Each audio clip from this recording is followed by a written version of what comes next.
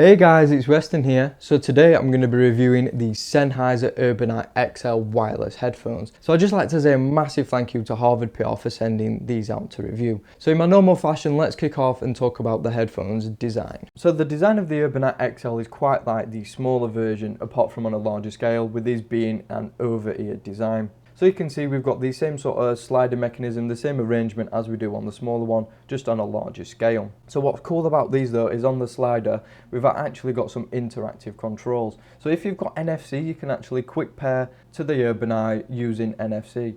I think that's a fantastic feature and a great way to pair your headphones quickly. Once it's paired via NFC, you just quickly pair by Bluetooth, and it's very simple and intuitive. So once the Urbanite are actually paired to your phone, you've got some really cool controls. So you just tap once on the interactive panel and that will play or pause. Double tap will actually skip your track forward, and a triple tap will skip your track to the previous one. Then you swipe up to change the volume up, or swipe down to change the volume down. Also, you can actually double tap and hold the panel and that will fast forward your track. You can then triple tap and hold, and that will rewind your track as well. So you've got some really cool controls here. So if you're traveling on the train, you don't have to go into your phone to do all this cool stuff. You can actually do it all via the headphones, which is really cool. So then we get onto the sliding mechanism, and this is exactly the same as the smaller Urbanite. It's very smooth, it's built like a tank, and there's no issues whatsoever there, and it is all metal as well, so don't worry about it breaking or anything because it is very solid. So then just moving up from that, we've got the Sennheiser logo. So again, this is finished off in a very premium metal, and again is a very nice design feature. Flip round to the other side and you've got the same feature apart from with the Urbanite logo instead. So then we get onto the headband. So this is finished off in a off-white colour, and it's really nice. It's a very nice contrast to the black of the rest of the headphones. So you can see on the actual headband itself, we've got the same sort of finish as we do on the smaller Urbanites as well. And this is a sort of a canvas-like material, and it feels really nice. It's got a sort of a roughish texture to it, but it feels really nice and premium. You can also see we've got some nice contrasting stitching as well, and it just really ties in the whole black and white theme of these headphones. So now we get onto the side of the right headphone. So here you've got some actual ports and stuff. So you've got an inbuilt mic, so you can actually use this for calls. You've got your USB charging port, your 3.5mm jack, and your controller. So this is your multifunctional controller. So what you can do is actually switch the headphones on here, and if you're pairing them via Bluetooth, you can switch it into Bluetooth pairing mode to pair your device. If you want to see how to pair your device, watch the previous video, which will be linked down in the description. So now we get onto the 3.5mm jack, and this has the same cool locking mechanism as the smaller Urbanite and the Momentum as well. So what you do is you line up the notches, put the cable in, twist it, and it actually locks the cable into place so you can't accidentally tug them out. I mean, obviously with these being wireless, you don't need to use the cable all the time, but if the battery runs out, you can actually connect the cable and still use these.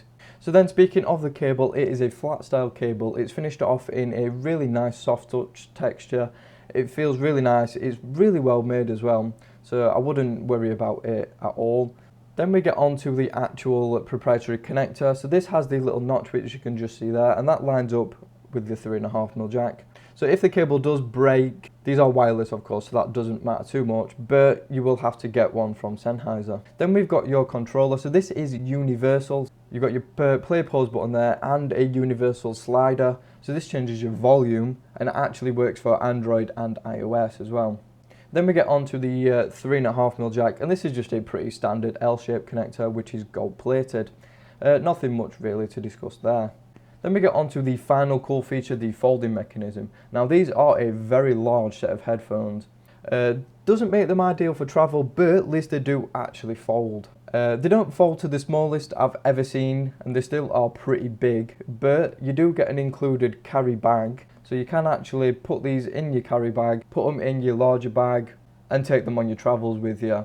Again, not ideal because they still are very large in the bag, but at least you can actually fold them down and put them in your bag. So now we're on to comfort, and I'm a little bit disappointed actually, to be honest. I mean, they are comfy, but there is one issue which I'll cover in a minute. So the ear pads are very nice and soft, they're very plush, they've got like a velour finish to them which is really nice.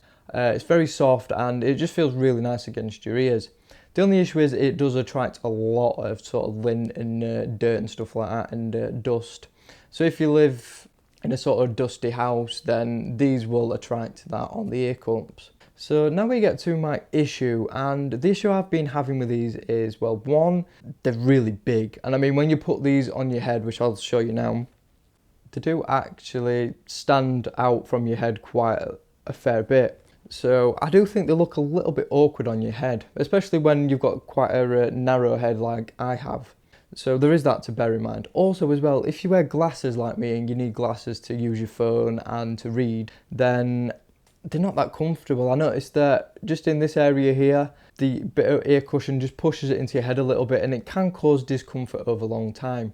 If you don't wear glasses though, these are fantastic, and I have listened to them obviously with and without glasses, and without they're perfectly fine. They fit over your ears really nicely. The padding, like I said, is really soft. You do get a little bit of ear fatigue and a little bit of warmth around your ears after a couple of hours, but obviously regular breaks in between, you're not really going to notice anyway. So for ear pad comfort, very good.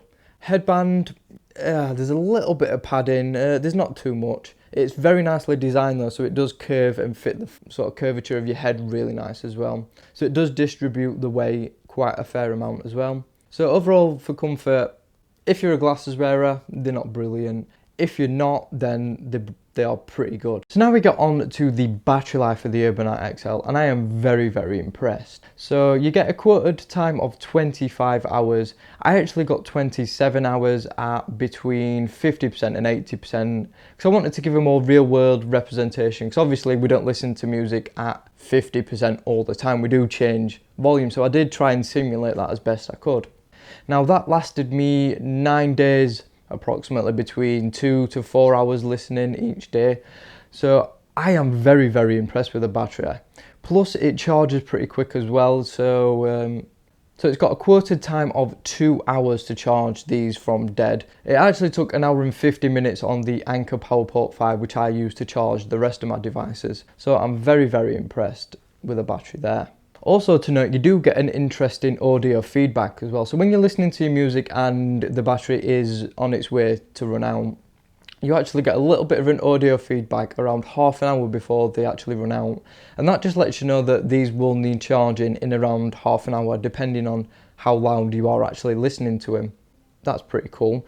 So for battery, I can't complain whatsoever. So now we get onto the sound of the XL, and I'm both impressed and not impressed. The first thing that really impressed me was the bass. It's really sort of encapsulating and really sort of surrounding, and it just surrounds your entire ears. You don't really get that with on-ears or in-ears, but I found that it's a really sort of full-bodied sound, and you're getting a really, really great low end. It's powerful, it's deep, and really potent as well. So if you love a strong bass, these definitely do deliver that. The only issue is though, it can be a little bit overwhelming sometimes.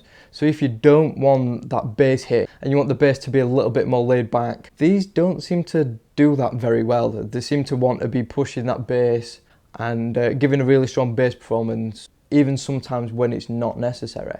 We get onto the mid-range next, and I'm a little bit disappointed, to be honest. The mid-range were lacking detail and lacking refinement, and there was just something missing from it. Now this I noticed in the Momentums, and it just had a little bit of a spark to the sound, and they just sounded fantastic in the mids.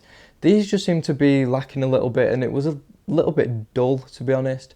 The bass did creep into the mid-range quite often as well, which again reduces the amount of detail you're getting from the mid-range. So I'm not really overly impressed in that respect. Then we get onto the vocal, which is actually where it comes back a little bit. And the vocals were fantastic. They were really clean, they were really clear, really detailed, quite smooth as well, and really chilled out as well. Sometimes you get a vocal and it's a bit shouty and a little bit sort of grating to listen to. These really chilled, really relaxed. So if you like your drum and bass, your rap, your hip hop, you really sort of chilled and mellow music, then these are fantastic. If you like your rock and stuff like that, then they don't really deliver that. The high frequencies are again a little bit disappointing. They're a little bit vague, and sometimes you just can't even distinguish them at all. So if you like a clear mid and clear high, then you are definitely going to need to tweak your EQ to get the most out of these. So I think overall for the sound, once you get past the bass and vocal, I personally was left wanting more from the mid-range and the high frequencies. But like I said, if you like your drum and bass, your hip hop and all that stuff, then these are fantastic. Right guys, so that is it for this review. So what do we think of the Sennheiser Urbanite XL? Well, the design is pretty great. The build, fantastic. Comfort, so-so. If you wear glasses, a little bit uncomfortable. If you don't, then they're perfectly fine.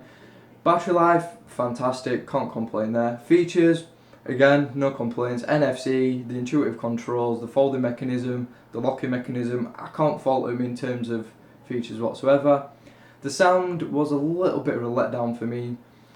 So are they actually worth picking up? Well, at the minute I think they're around £250, which is quite a lot of money. Now, are they actually worth that? It's tough. I mean, in terms of everything else, yeah. Sound, just too much of a letdown for me, and I think there's probably better headphones for around a similar cost that probably sound better than they do, to be honest. Right guys, so that is it. If you enjoyed this video, don't forget to hit that subscribe button. If you've got any questions at all about these headphones or anything else, drop me a comment down below. Thank you for watching, and I will see you all on the very next video.